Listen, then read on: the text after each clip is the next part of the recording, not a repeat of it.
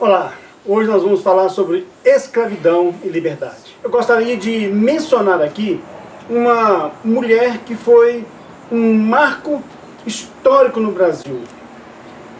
Essa mulher, o nome dela presta atenção, Isabel Cristina Leopoldina Augusta Micaela Gabriela Rafaela Gonzaga de Bordon, Duas Cecílias e Bragança. É isso mesmo, este é o nome que você acabou de ouvir. Ela foi apelidada na época de a Redentora. No dia 13 de maio, comemora-se então a data que infelizmente para muitos já até foi esquecida aqui no Brasil. Mas para quem sofreu na pele, o 13 de maio de 1888 jamais foi esquecido. Foi o dia da história que a princesa Isabel, ela assinou uma lei que recebeu o nome de Lei Áurea. O que é Lei Áurea? A Lei Áurea, ela coloca o fim da escravidão no Brasil. O Brasil foi um dos últimos países do mundo a abolir a escravidão. Acredite se quiser. Viver na escravidão era um estado de crueldade, né? Era uma das piores desumanidades da nossa história. Uma das piores coisas que pode acontecer com uma pessoa que não tem Jesus é a perda da vida, ou seja, a morte. A outra coisa pior é a perda da liberdade. Viver escravizado é viver debaixo do jugo, seja ele do homem ou do pecado. A liberdade em vida é a maior das todas as perdas. Em vida, a liberdade é a maior de todas as perdas. Mas antes da princesa Isabel decretar essa lei, em 13 de maio de 1888, há apenas 132 anos atrás, não é? O apóstolo Paulo, há cerca de 2000 anos atrás, ele decreta a liberdade de um escravo chamado Onésimo. Paulo faz um pedido a Filemon para perdoar e aceitar Onésimo de volta. Isso foi na época dos apóstolos, há mais de 2000 anos atrás. Não é interessante isso? Então, na época da igreja primitiva, o apóstolo Paulo, ele escreve então essa carta para Filemon. Ele pediu que Filemon aceitasse de volta o seu escravo, Onésimo. Mas agora não como seu escravo fugitivo, mas como um irmão em Cristo. Paulo, ele era pregador da liberdade em Cristo Jesus. Desta forma, Paulo, ele assumiu toda a dívida e prejuízo que Onésimo havia dado a Filemon. Há pouco tempo atrás, na Revolução Industrial, na Inglaterra, havia um pregador chamado John Wesley, que também era um defensor da liberdade. Antes de John Wesley morrer, ele escreve uma carta, a sua última carta, no dia 24 de novembro de 1790, a um político chamado William Wilberforce, que foi uma pessoa fundamental na abolição do tráfico de escravos na Inglaterra em 1807.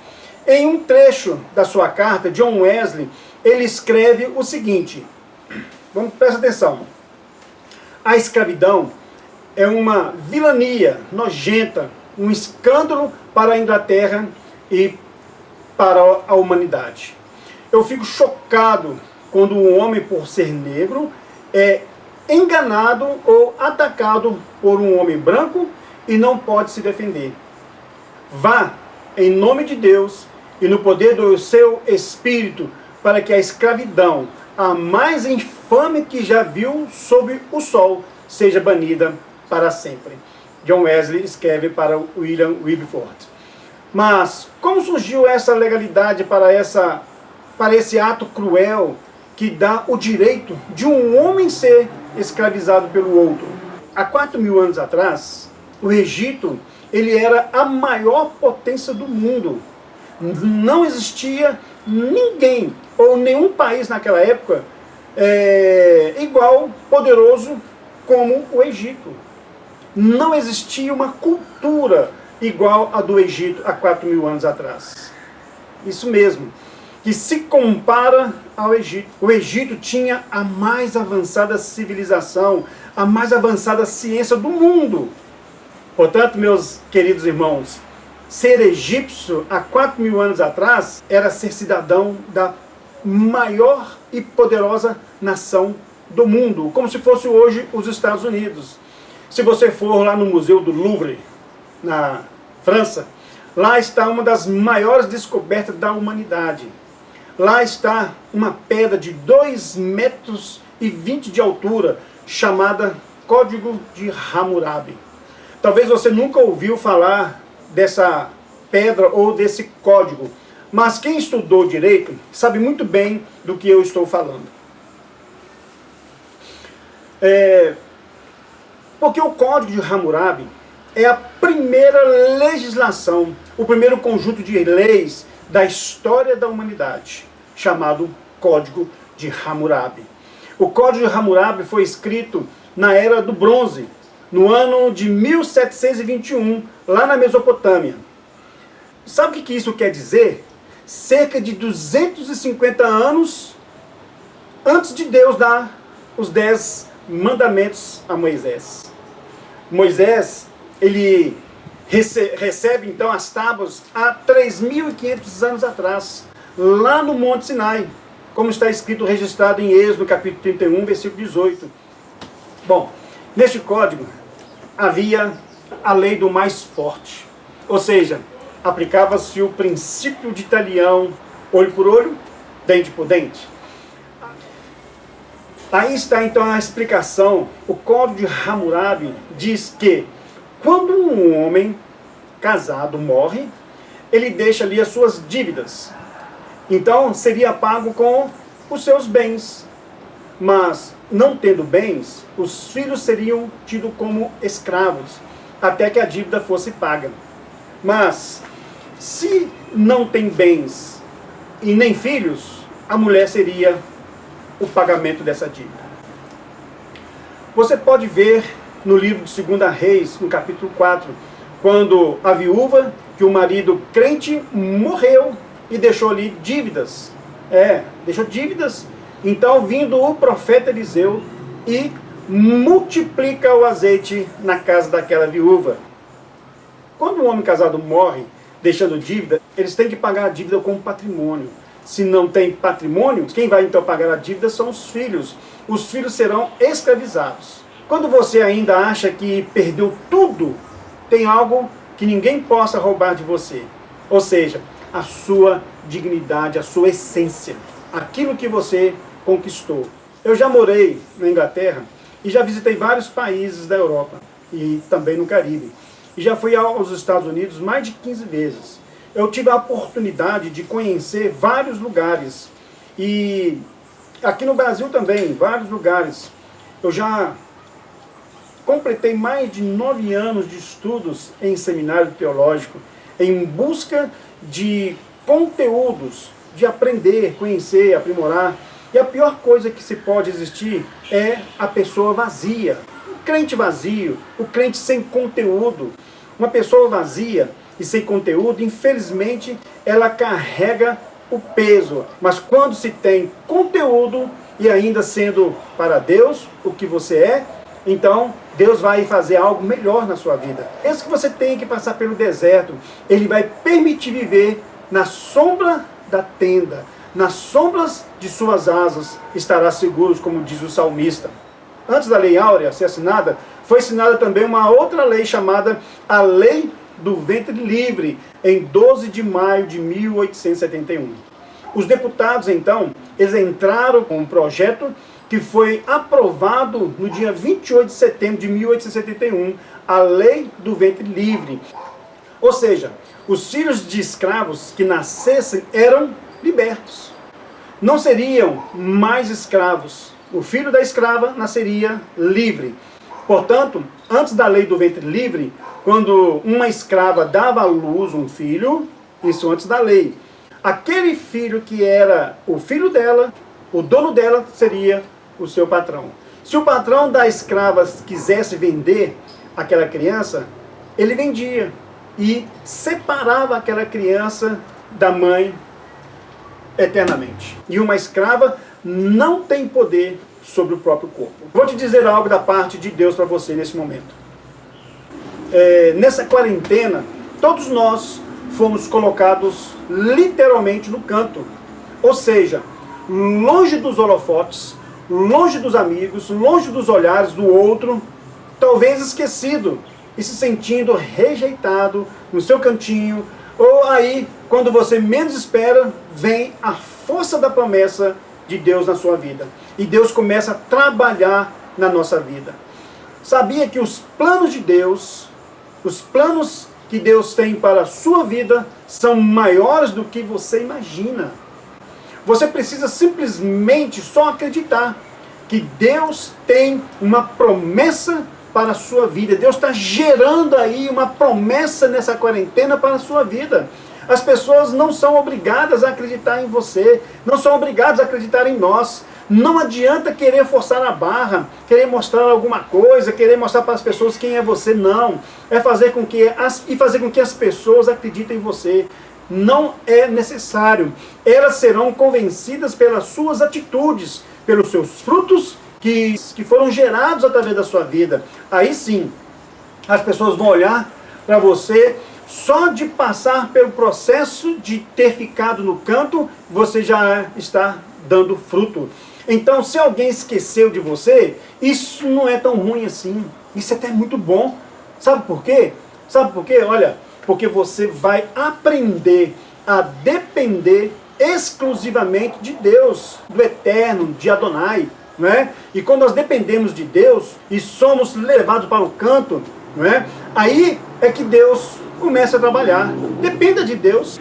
Veja a história do apóstolo Paulo, que na sua conversão, ele foi rejeitado até pelos apóstolos, até pelos cristãos da sua época.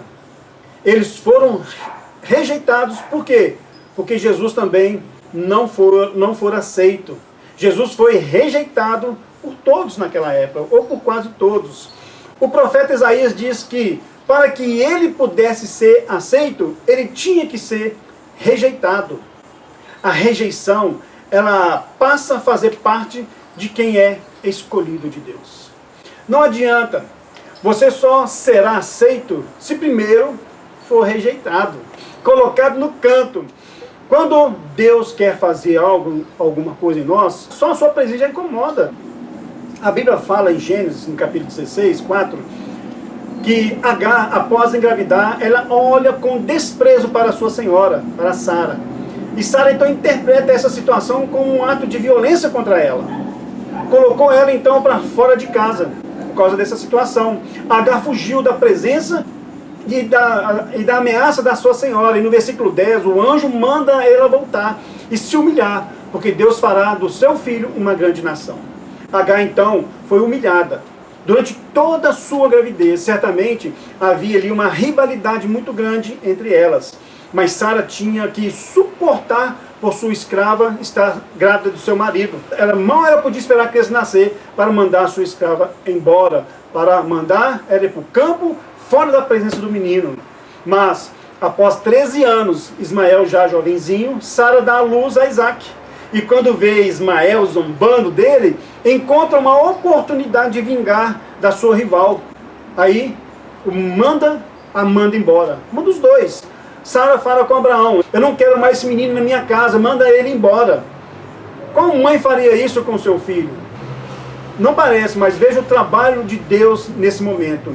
Olha, a sabedoria de Abraão, ele vai e diz o seguinte: você não pode mandar ela embora sem dar para ela uma carta de alforria, sem dar carta de liberdade para a mãe dele.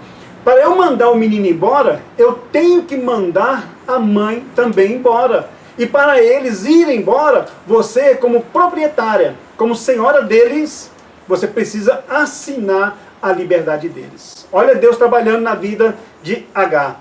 Você tem que assinar a lei áurea, a lei da liberdade. Você tem que assinar aqui os papéis, a carta de alforria. Você precisa libertá-los para que eles possam ir embora. Alguém que estava condenado à morte, alguém que era escravo e que está lá no campo, morrendo de medo, capinando no mato, e lá do outro lado da horta, que perdeu o seu filho, que perdeu tudo, e de repente ela recebe uma notícia que seria livre. Talvez seria uma pegadinha, ela pensava. Sara diz então a Abraão, então tá, pode libertar eles, pode dar essa carta de alforria, pode trazer os papéis que eu vou assinar, pode mandar eles embora. Aí o Senhor aparece à noite para Abraão e diz assim, Abraão, fica preocupado não fique pensando que isso é mal, isso não é mal, isso é bom, Abraão, pode mandar. Olha então, isso quer dizer que a vida pode ser vista sempre por um outro ângulo. Sempre pode ser vista por um outro ângulo. O diabo ele quer que você só veja as coisas do outro lado, do lado ruim da história. Mas preste bastante atenção. Toda história tem um lado ruim, mas também tem o lado bom da história, né? E o lado bom da história vale mais a pena do que o lado ruim. Pode ter certeza disso. Então, a gente está achando que está tudo perdido, está tudo acabado. Aí percebe que não está acabado não está perdido não. Você está ganhando aí que Deus fala para você ou para ele. Libera então Abraão, libera ele. Eu é que quis assim, é do meu agrado. Então, Sara vai assinar o tratado, a carta de alforria para Agar e seu filho. Manda chamar então Agar, que assustada, já faz mais de 13 anos, talvez sem ver o seu filho, não é? Abraão diz então para Agar, que a partir de hoje, você é uma mulher livre. Como assim? Você terá de volta a sua identidade, Agar. Você agora vai voltar a ser quem você era, uma mulher livre, uma cidadã egípcia. Volta para a sua terra, volta lá para a sua pátria. Volta agora e leva com você agora o seu filho. Só que toda liberdade, ela tem um preço. Do lugar onde eles estavam acampados, até o Egito, tem um deserto, né? E esse deserto chamado o deserto de Berseba. Era um deserto muito quente, longo, grande, porque este era o deserto que faz ligação entre o Egito e aonde está o Monte Sinai e a Terra Santa. Era um lugar quente. Então fala assim, Agar, você veio arrastada do Egito para cá, como uma escrava, mas não vai voltar de mãos vazias, não é verdade? Você vai voltar agora com um filho que nunca teve. Você vai voltar agora com uma carta de liberdade. Sabe o que isso quer dizer? Que nunca mais ninguém pode escravizar você. Você não pode ser mais escrava de ninguém. E mais do que isso, você vai pegar a sua documentação e vai se tornar a cidadã egípcia novamente. Abraão deu a ela então um cantil de água e um pedaço de pão e despediu-se. Eles passaram pelo deserto ao ponto da água acabar, antes mesmo de chegar ao seu destino. Eles estão, os dois já desfalecidos e à beira da morte. Agar, ela coloca o menino debaixo de um arbusto e se distancia dele para não ver o menino morrer. Então o que acontece? Então ela diz para Deus que seria melhor que se eles tivessem morridos nas terras de Abraão do que morrer no deserto. Mas um anjo vem e aparece até Agar e diz a ela que Deus ouviu a oração do menino que estava lá, naquele cantinho, quase morrendo. Aí o anjo vem, reafirma a Agar essa promessa que Deus tinha para a vida de Ismael. O anjo mostra para Agar, o anjo mostra para ela uma fonte. E ali no deserto mostra para ela onde havia água. A água ali no deserto para ela, onde ela bebeu, e o anjo deu essa água para ela, o menino bebeu, ele tomou e foi. E com aquela água, onde ela pôde atravessar o deserto de Berseba, eles chegaram até o Egito. Olha como termina a história. O menino, ele ficou forte. O menino ficou robusto. Ele se tornou flecheiro. E sua mãe fez casar com uma mulher egípcia.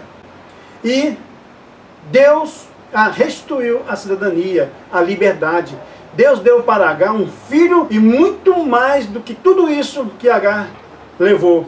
Agar não só levou um filho, recebeu dignidade, mas ela recebeu o dom de Deus. O que é mais valoroso de que tudo isso foi, agora Agar acreditava no Deus de Abraão, no Deus de Israel. Deus disse assim para Agar, Deus disse assim: deste menino eu vou fazer dele 12 príncipes, 12 nações se levantarão através desse menino. Eu quero concluir dizendo que, mesmo que esteja em um canto, mesmo que você esteja num canto esquecido, passando pelo deserto, Deus está passando com você nesse deserto. Tem um anjo com você aí, tem um anjo caminhando com você, o Espírito Santo está aí do seu lado, né, te conduzindo e abrindo os caminhos, e os seus olhos estará sendo aberto para que vocês possam ver as fontes da vida. Deus quer te fortalecer. E você será fortalecido nessa caminhada. Deus quer fazer isso. Aguente firme. Coma desse pão, dessa palavra. Beba dessa fonte e siga o seu caminho. O Senhor, Ele está dizendo, vai te fortalecer. Ele está dizendo que vai te fortalecer. Vai caminhar, que Ele vai seguir com você. Que Ele está aí do seu lado, tomando pelas mãos, te conduzindo nessa travessia. Deus tem uma promessa para a sua vida. Fique atento, fique firme, que vai se cumprir essa promessa na sua vida. Em Josué capítulo 1, versículo 8, cuide de meditar no livro dessa lei. Nesse livro não desvie dele nem para a esquerda e nem para a direita. E tudo que você fizer, você será bem sucedido. Josué capítulo 1, versículo 8. Está escrito, seja forte, seja corajoso, pois o Senhor teu Deus é contigo. Homem e mulher de guerra, homem e mulher valente, o Senhor é contigo. Josué capítulo 1, versículo 9. A sua conquista já está perto, pois perto está o Senhor daqueles que o buscam. Busque o Senhor, encontre o Senhor, que o Senhor te abençoe e te guarde. Que o Senhor possa abençoar a sua vida, que o Senhor te dê força, que possa resplandecer o rosto sobre ti, e que o Senhor venha ter misericórdia de ti, e que o Senhor sobre ti levante o rosto e te dê a paz. Que o Senhor te abençoe, em nome de Jesus. Shalom. Que a bênção do Senhor seja sobre a sua vida, sobre a sua casa, em nome de Jesus. Toma essa palavra em seu coração. Receba, em nome de Jesus, que o Senhor possa derramar muita unção, muita graça sobre a sua vida. Creia que todo o propósito de Deus na sua vida vai se cumprir. Amém? Que Deus te abençoe em nome de Jesus. Shalom.